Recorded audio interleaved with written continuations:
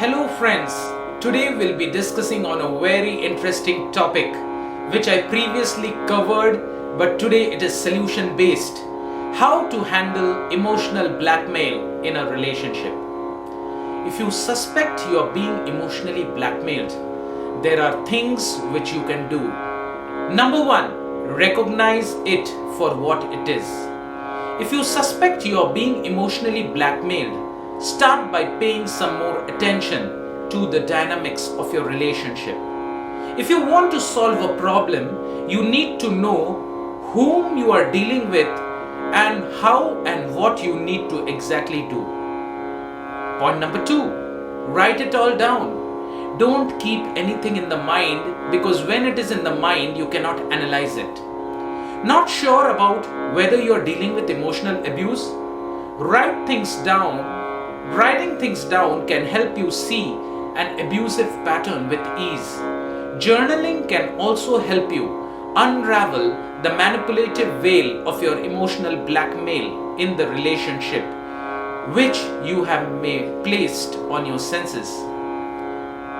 Third, identify what makes you cave in, or what is the trigger factor. Certain triggers make you comply more easily than others. If you want to change the pattern, you need to know how you contribute to it. A useful trick is to keep a journal to help you look back and reflect. Once you identify your emotional triggers at what causes that blackmail to you, you must work on not letting them use these things on you. Fourth, walk away from the tears and screams. Want to send a strong signal? Walk away from your partner while they are using emotional outbursts to blackmail you and exactly knowing what they want. Research shows that once you recognize that someone else's tears are not genuine and you are being used and being manipulated, it may seem rude and insensitive, but it's a clear way of letting you and your emotionally abusive partner use you. 5. Buy yourself time. A person attempting to manipulate you will push for an immediate answer or action. You should say, okay, let me think and get back to you, or let me sleep over it. Try to stall. You can figure out the possibilities and decipher what it takes to do so. Calmly ask for more time and keep repeating it if they pressurize you. Sixth is very important, setting strong boundaries. Emotional blackmail in marriage or a relationship cannot be dealt with unless you establish clear and strong boundaries that protect your individuality. Let your partner know that you won't tolerate shouting at you, saying things against your loved ones, or threats of physical violence. While saying so, it is important to take care of the seventh point.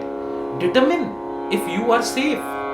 If your partner's behavior is endangering you or your closed ones, you need to make sure that you are safe first. Physical abuse is not the only kind of abuse that can harm you. Emotional or mental abuse can significantly impact your mental well-being and confidence. 8th, consider counseling. Work with a therapist, and it can help you uncover what is actually happening within you, and you can use your awareness to make better choices. They can help you assist changing your belief systems, and this kind of professional help always is needed. Point number 9, invite them to change and compromise. Nothing can change unless you make some changes. If you continue to do the same things what you have been doing, your life continues to be the same as what it was. If you want to stop emotional blackmail, you need to confront them and set your definite boundaries. Last but not the least, 10th point is consider leaving. If you analyze your life, I'm saying a very deep point. Whenever there is a misery in your life, check what is the thing you have to lose and decide that if required, you are ready to let go of it.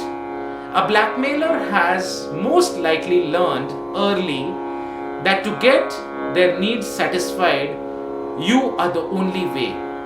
If they are willing, they can learn to take accountability, communicate better, and care about your needs simultaneously.